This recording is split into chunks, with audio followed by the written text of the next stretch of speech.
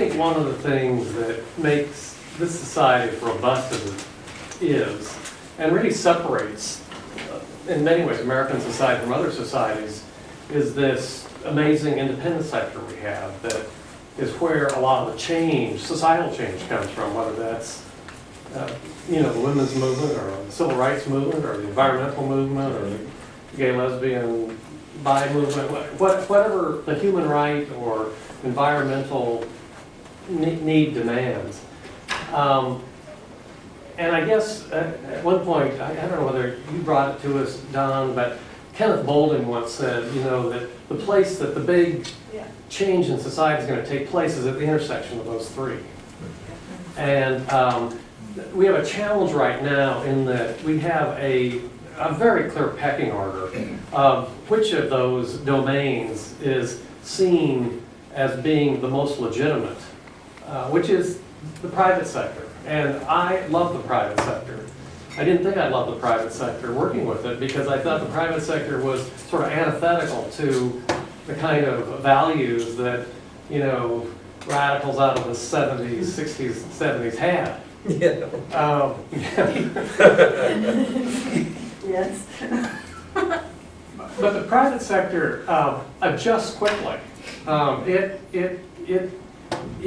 It is, in many ways, much more nimble than a university, I'll tell you. If you consulted to a university, you know, this universities are like molasses. I mean, they're just, you know, kind of, the gears are grinding constantly. But I guess my point is that to recognize the importance of the independent sector, to stop this incessant beating up on the public sector, because my God, the public sector right now is trying to solve the most unbelievable problems, whether we're talking about global warming or societal equity or, you know, how we're going to live with each other or density.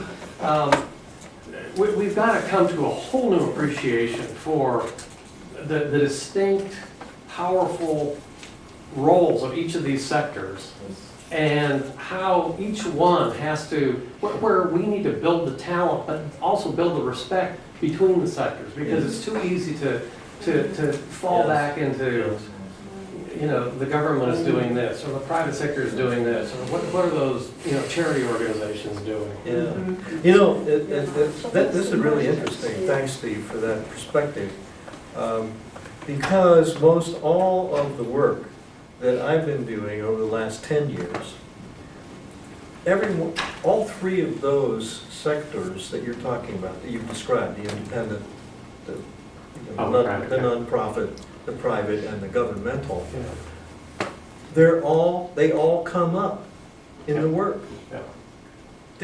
They all are there. I mean, when you think about it, organizational policies, what are they based on? Social equity, right? A lot of it. A lot of the pressures that come from interest groups far away into the private institutions, okay? The independent institutions themselves are impacted by government regulations and rules and constraints and private sector funding issues. I mean, when you look at it, you have all these interconnections.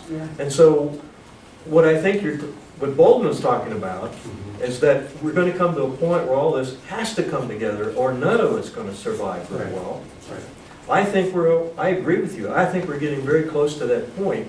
And anyone in here, I don't care who you're working with or where you're working, has to deal with all three of those issues. Today. Very much so. For every little piece of life. Everything. Yeah, absolutely. That's very helpful. Thank you for that. Let me just add one comment. I think that one of the things we really need to start thinking about is asking people to test their assumptions. And one of the assumptions is that one is good in the private sector, and that capitalism is automatically good because the only opposite is something horrible.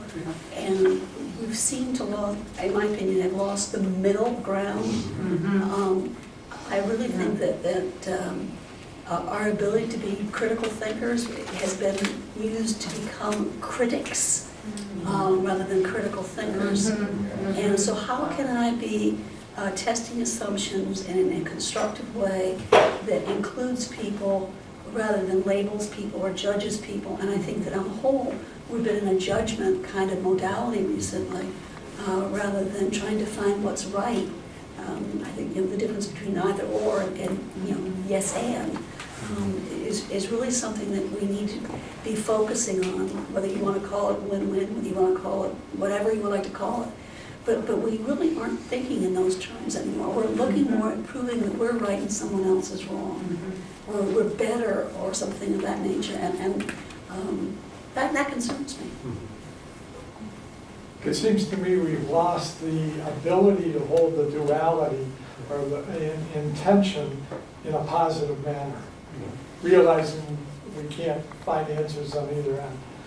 Or maybe it's because there's so much that's ambiguous, we don't want to have any ambiguity when we can resolve it by saying one's right and one's wrong. But maybe it's a stress issue, I don't know what it is, or information overload, but I really think that we need to start looking at finding ways to make multiple people successful, rather than proving that I'm right or you're wrong. Holding the duality is hard work.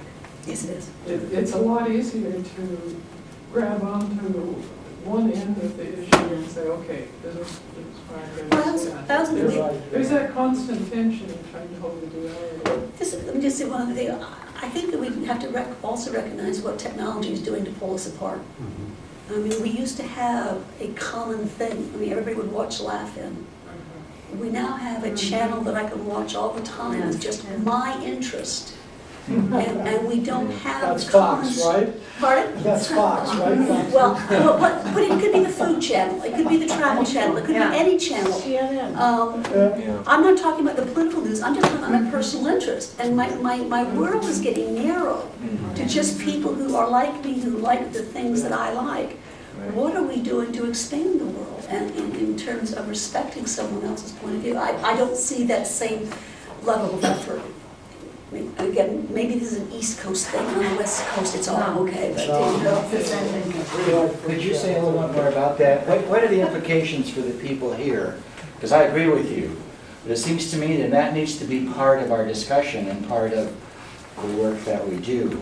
If I go into an organization, that has to be on the table somewhere along the line. But is it on the table the negative or in the positive? I guess is what I would say. One of the things that I would, Ron did a long time ago, he did a lot of studies because he was at the Institute for Studies at Ann Arbor. And he actually said the more we talk about the negative or the problems, the lower the energy goes in the organization. We all know that's why appreciative inquiry is so powerful. But I think the best way to get people to respect something is to show respect for their point of view. And I don't know that we always do that. That's what I was suggesting, and so that seems to me that needs to be part of these kinds of programs, and that needs to be part of our profession. Correct. Is how do we do that? And maybe we need to learn how to do that. Maybe it's not that easy. I don't know. Well, I think it's contagious, but I don't think it's easy. Yeah. A friend of mine, when I was at Weyerhaeuser, did his doctorate on supportive defensive behavior, and he basically reinforced just that concept, that if we are supportive, it tends to snowball supportively. If we get defensive, it snowballs defensively. So I agree with your point. Well, this just struck me in this particular part of the conversation. When you talk about how do you really learn how to respect or listen to a view of the world that's different than yours, or a point of the world that's different than yours.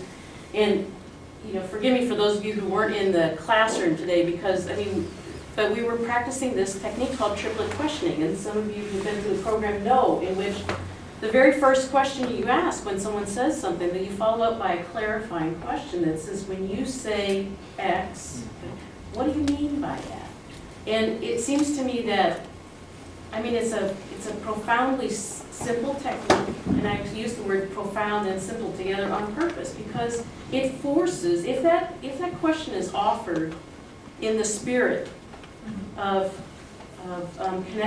trying to connect with that which is most important to both of us, then it's offered in the spirit of trying to respecting where you're coming from. I genuinely want to know.